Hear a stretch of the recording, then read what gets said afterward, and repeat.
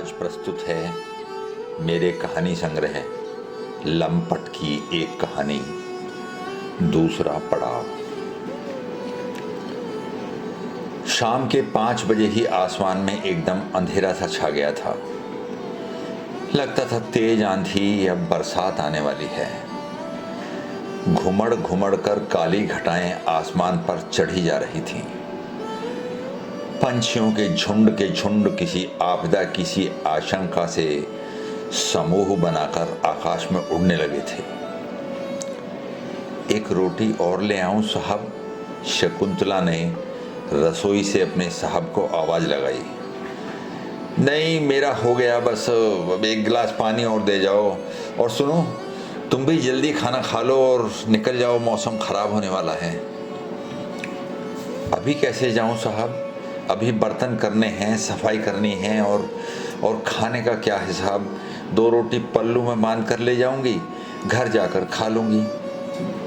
अरे बर्तन वगैरह सुबह कर लेना शकुंतला, देख नहीं रही हो तेज आंधी आने वाली है, बारिश भी होगी शायद, फिर कैसे जाओगी इतनी दूर? कभी सर्दी है, कभी गर्मी है, कभी बरसात, लू के थपेड़े, रोज का है ना साहब। जिंदगी है जिंदगी, कुछ ना कुछ ऐसा होता ही रहता है।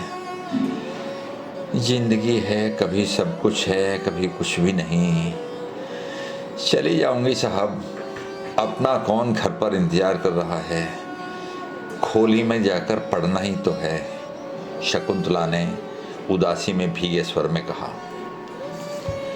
सुनो शकुंतला, तुम अकेली रहते हो, तुम्हें डर नहीं लगता? डर कैसा साहब? है क्या मेरे पास जिसे कोई लूट कर ले जाएगा? सब कुछ तो छीन लिया ऊपर वाले ने। किससे डरूं, किससे शिकायत करूं? उसकी लाठी में तो आवाज ही नहीं होती। सब कुछ लूट कर ले गया निर्मोही। शकुंतला ने ठंडी आह भरते हुए कहा। शकुंतला, तुम भगवान को मानती हो?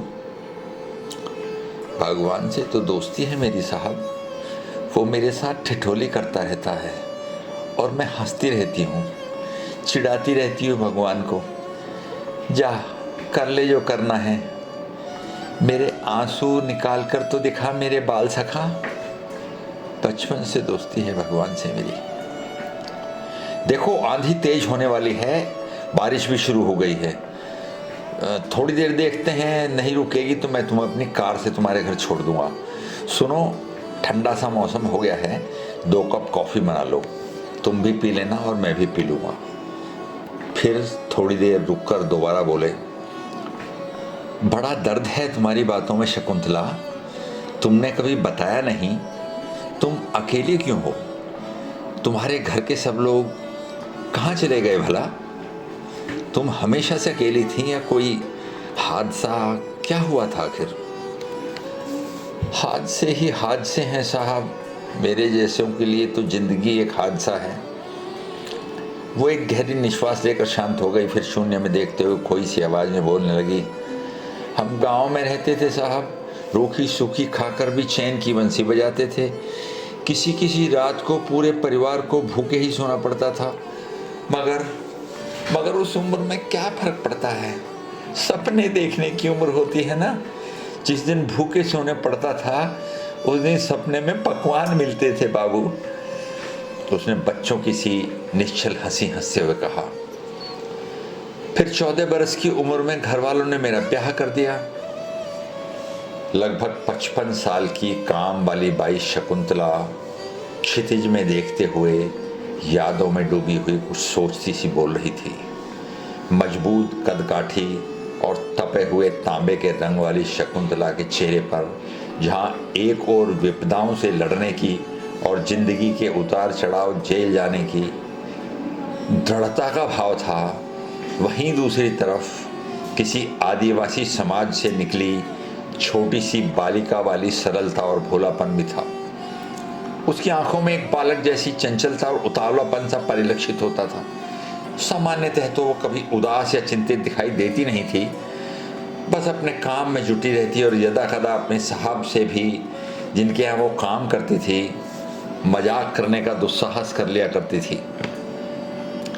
साहब, आपकी मेम साहब कैसे संभालती होगी आपको?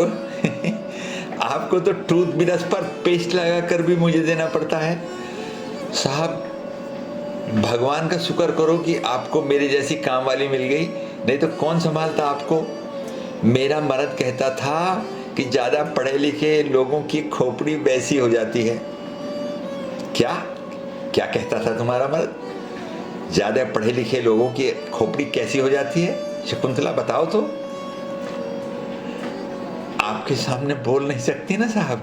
वो कहता था कि ज्यादा ऊंची पढ़ाई पढ़ने वालों की खोपड़ी उल्टी हो जाती है। वो दांत में पल्लू दबाकर हंस देती थी। अच्छा, अब चकचक बंद कर और काम निपटा ले, मुझे भी कुछ लिखना है। काम निपटा के चली जा। मगर आज मानो रिटायर्ड सेनाधिकारी उसके साहब ने उसकी दुखती रग को छेड़ दिया था। कॉफी बनाते हुए यादों के समंदर में डूबते उतरते उसने आंख में भर आए सैलाब को अपनी धोती के पल्लू से पोंछ लिया और स्वर को सहज सा करते हुए दोबारा बोलने लगी। जैसे हम गरीब थे ना साहब, वैसे ही मेरे ससुराल वाले भी गरीब थे। मेरे ससुर एक किसान के यहाँ मेहनत मजदूरी किया करते थे, उससे ही परिवार का पेट पालते। फिर मेरी शादी के बाद हल्दू भी उसी किसान के यहाँ मजदूरी करने लगा। हल्दू मेरा मर्द। वैसे मेरा मर्द पढ़ा लिखा था साहब, इतना तो नहीं जितना पढ़े लिखे आप हो। 8वीं जमानत पास था, पर बहुत मेहनती था साहब। किसान ने ट्रैक्टर खरीदा तो अब ये हल्दू कहाँ से आ गया बीच में? शकुंतला, हल्दू कौन था? कहीं से नहीं आया साहब, उससे बाकायदा मेरे फेरे पड़े थे, मर्द था मेरा। शकुंतला ने इस उम्र में भी शर्माते हुए कहा। फिर अल्प विराम के बाद दोबारा बोलने लगी। 8-8 घंटे खेत में ट्रैक्टर चलाता था हल्दू। खूब मेहनत करता तो किसान खुश होकर उसे इनाम देता था। कभी मेरे लिए कोई नई पुरानी साड़ी, कभी धड़ी भर अनाज या खेत में उतरी हुई सब्जियां, गुड़, भुट्टे। हमारी बिरादरी में तो एक चाचा थे, राम लखन क्या नाम था उनका। उन्होंने शहर में नौकरी करते थे। उन्होंने मेरे आदमी को सरकारी फार्म भरवा दिया। हम वो है ना साहब, ये एसटी ऐसा ही कुछ बोलता था साहब। अच्छा, एसटी यानी शेड्यूल ट्राइब हो तुम लोग, तो उससे क्या? अच्छा, रिजर्वेशन के कारण कह रही हो। फट से मेरे आदमी को शहर में ड्राइवर की नौकरी मिल गई थी साहब। फिर तो साहब बस पूछो ही मत, मैं भी मेम साहब बन गई थी, रानी थी अपने घर की। मेरा आदमी तो लट्टू था मेरे ऊपर, बहुत प्यार करता था। नई नई साड़ियाँ ला कर देता, कभी कभी अपने साहब की गाड़ी में घुमाने ले जाता, आइसक्रीम खिलाता, गोलगप्पे खिलाता। जिंदगी इतनी खूबसूरत होती है तभी पता चला था मुझे। होली दिवाली पर मैं अपनी खोली को खूब सजाती थी, एक एक नए नए पकवान बनाती थी। उसे सरकार से इतने पैसे मिलते थे कि घर की चारों खूंट पैसों से भरी रहती। हर तरफ खुशियां ही खुशियां थी साहब, खुशियां ही खुशियां थी। उसका स्वर भीग गया, वो शांत हो गई। कुछ पल बाद उसने दोबारा बोलना शुरू किया। उसका घर आने का कोई टाइम नहीं था साहब। कभी जल्दी छुट्टी मिल जाती तो 5 बजे ही घर आ जाता था, और कभी कभी रात के 10 बजे आता था। मैं उसके लिए बढ़िया तरकारी बनाकर रखती थी, और जब वो नौकरी से लौटता तो मुझे बहुत प्यार करता था साहब। कभी अचानक जल्दी आ जाता और बोलता, सक्कू आज साहब ने गाड़ी दी है, चल जल्दी से तैयार हो जा, फिल्म दिखा कर लाऊंगा तुझे। मैं बोलती, खाना तो खा लो। तो वो कहता, अरे बना कर रख ले, रास्ते में तेरे हाथ से खा लूँगा। और मैं उसे एक एक निवाला अपने हाथ से खिलाती और वो गाड़ी चलाता रहता। और वो दोनों हाथ अपने आँखों पर रखकर सुबकियाँ लेने लगी। कई पल वातावरण में सन्नाटा छाया रहा। फिर कहाँ गया तेरा हल्दू? कर्नल साहब ने एक विश्राम के बाद कहा। फिर एक दिन गाड़ी चलाते चलाते दूर चला गया साहब, इतनी दूर कि वहां से कोई नहीं लौटता, और वो गहरी उदासी में डूब गई। ओह, वेरी सैड। रेलवे ट्रैक पर गाड़ी बंद पड़ गई थी साहब। हल्दू और उसका साहब दोनों उस हादसे में, उसने बर्फ की तरह जम गए शब्दों में कहा। एक सन्नाटा सा दोनों के बीच आकर पसर गया था। रिटायर्ड सेना अधिकारी चंद्रशेखर राव बिना पलकें झपकाए पाषाण हृदय की कोमलांगी नारी की आंखों में देख रहे थे, मानो आपदाओं के थप्पड़ों ने उस प्रस्तर शिला को और मजबूत कर दिया था। शकुंतला नजरें झुकाए हुए जैसे अपने अतीत के सुदूर बियाबान में कहीं खो गई थी। फिर क्या हुआ शकुंतला? शकुंतला को राव साहब की हिमशिला सी जमी हुई आवाज जैसे दूर किसी घाटी से आती हुई सुनाई दे रही थी। तब से इतने बरस हो गए, जिंदगी नहीं साहब, हल्दू चला गया था मगर मुझे जीने का एक बहाना भी दे गया था मेरी कोख में। जिंदगी के बहुत बरस मुकेश ने बड़ा सुख दिया मुझे साहब। उसकी मुस्कान में, बदन की महक में, चाल में, ढाल में मुझे हल्दू दिखाई देता था। फिर वो बड़ा हो गया। काश मेरा बच्चा हमेशा बच्चा ही रहता, वो कभी बड़ा नहीं होता, उसने हिचकी लेते हुए कहा। फिर वो अपनी बीवी बच्चों को लेकर तुमसे दूर चला गया होगा, या अमेरिका वगैरह वगैरह ये सब? नहीं साहब, वो कहीं नहीं गया, और फोन का जवाब रोज देता था मेरा बच्चा, पर अब नहीं देता। वहां चला गया जहां तक फोन तो पहुंचता ही नहीं। नगर निगम में नौकरी मिल गई थी मेरे मुकेश को। फिर एक दिन उसने एक सीवर का ढक्कन उठाया और बहुत दूर चला गया साहब। टेलीफोन भी नहीं मिलता, खत भी नहीं पहुंचता साहब, बहुत दूर चला गया मेरा मुकेश। शकुंतला का चेहरा देखकर ऐसा लगता था कि उस पाषाण हृदय नारी में आंसुओं का एक सैलाब भरा पड़ा था, जिसे उसने अनोखी क्षमता से रोक रखा था। शकुंतला को उदासी के अतिरेक में डूबते उतरते देख राव साहब अपने स्थान से उठे और उन्होंने शकुंतला के कंधे पर हाथ रख दिया। न जाने क्या हुआ कि शकुंतला की आंखों में बरसों से भरा हुआ सैलाब फूट पड़ा, मानो पानी का एक झरना फूट पड़ा हो।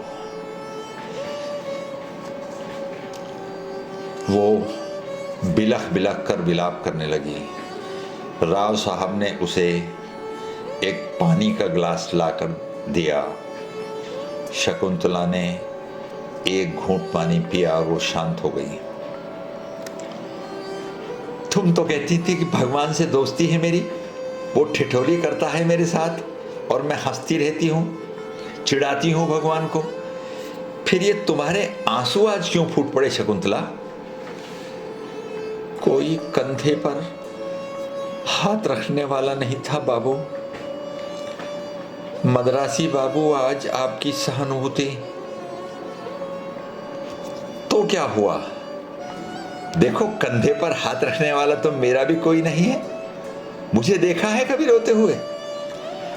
कर्नल साहब कह तो गए, किंतु एक गहरा अवसाद सा दोनों के मध्य आकर बैठ गया था। ऐसा लगा मानो युगों बीत गए और राय साहब वैचारिक अंतर्द्वंद झेलते हुए अपने अतीत के सागर में गोता लगा रहे थे। अनेक भाव उनके चेहरे पर आए और जाते रहे। कभी अचानक विषाद की काली छाया से चेहरा पुत जाता, तो कभी मानो वे सुखद सपनों में खो जाते। कभी उनकी आंखों में अग्निशलाका सी सुलगती लाल रक्त शिराएं समंदर के नमकीन पानी में डूब जाती, तो कभी सांवले से होठों पर मुस्कान की एक महीन रेखा तैर जाती और विलुप्त हो जाती। बरसों पहले काल के कुहासे में विलुप्त हो चुकी अपनी मल्लिका की पदचाप का एहसास कर रहे होते तो कभी उनकी भुजाएं अपने अतीत में खो गए सपनों को बाहों में भरने के लिए फड़क उठती। कभी उन्हें लगता कि वे एक विकराल मरुथल में प्यासे भटक रहे हैं, दूर दूर तक न पानी है न एक सूखे ठूंठ की भी छाया मात्र है। मर जाएंगे भटकते भटकते मगर किनारा नहीं मिलेगा। उन्हें लगता कि वे अभी चिल्लाने लगेंगे, बचा लो मुझे इस बियाबान से, मुझे डर लगता है, देखो यहाँ कोई नहीं है आवाज़ सुनने वाला, मैं अकेला हूँ, एकदम अकेला, बचा लो मुझे। शकुंतला कुछ पल अनमनी सी उनकी तरफ देखती रही, फिर कॉफी के झूठे कप उठाकर किचन में चली गई। बारिश अब थम सी गई थी। थोड़ी देर में शकुंतला पल्लू से हाथ पोंछते हुए रसोई से बाहर निकली तो राव साहब जैसे अपने स्थान पर बैठे थे वैसे ही बैठे मिले। जब मैं बीमार हो गया था तो तुम 14 घंटे मेरी परिचर्या करती रही थी ना शकुंतला। उन्होंने किसी सुरंग से निकलती गूंजती सी आवाज में कहना शुरू किया।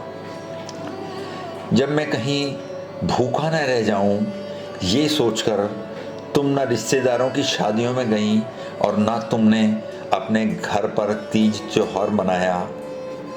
क्या तुमने एक छोटी सी सैलरी पर अपना जीवन इस रिटायर हो गए बूढ़े पर खर्च कर दिया शकुंतला?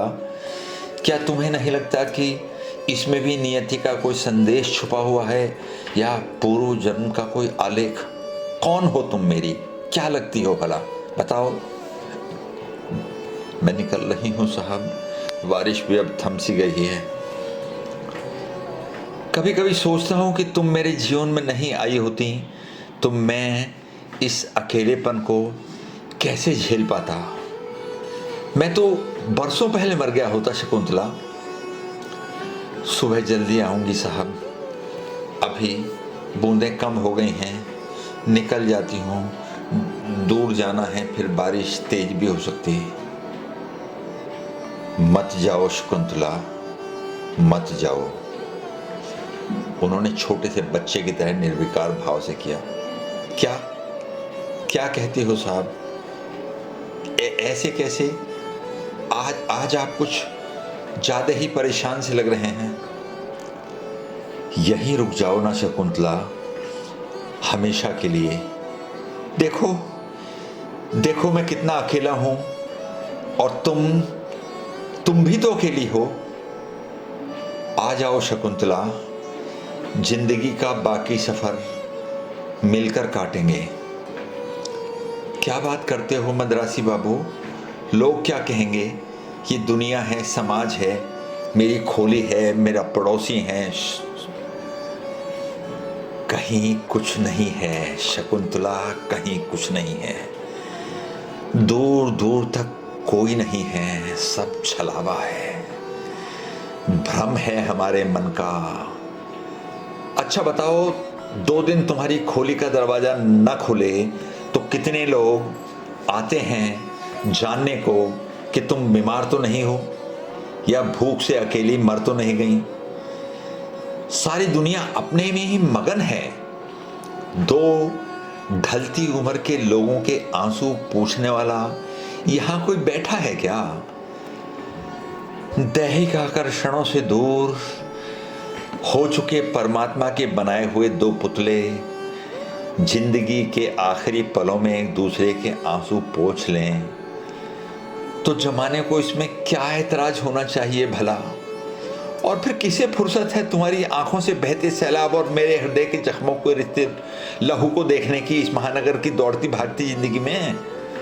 जिंदगी की शाम है, चलो शकुंतला, आखिर 2 कदम मिलकर साथ चलते हैं। शकुंतला वहीं मुख्य द्वार के निकट दीवार से लगी कई पल कुछ सोचती रही, फिर दीवार पर कमर लगे हुए धीरे धीरे नीचे खिसक गई और ज़मीन पर बैठ गई। उसने अपना चेहरा अपनी कोहनियों में ढककर घुटनों पर टिका लिया। कई पल मौन छाया रहा। उठो शकुंतला, अपना घर संभालो। तुम्हारे बिना अब मैं जिंदगी के 4 कदम भी तय नहीं कर पाऊंगा। आओ जिंदगी का बाकी सफ़र मिलकर गुजारते हैं। और कर्नल साहब ने शकुंतला का हाथ पकड़ कर उठाते हुए उसे अपने घर के अंदर बुला लिया। नमस्कार, धन्यवाद।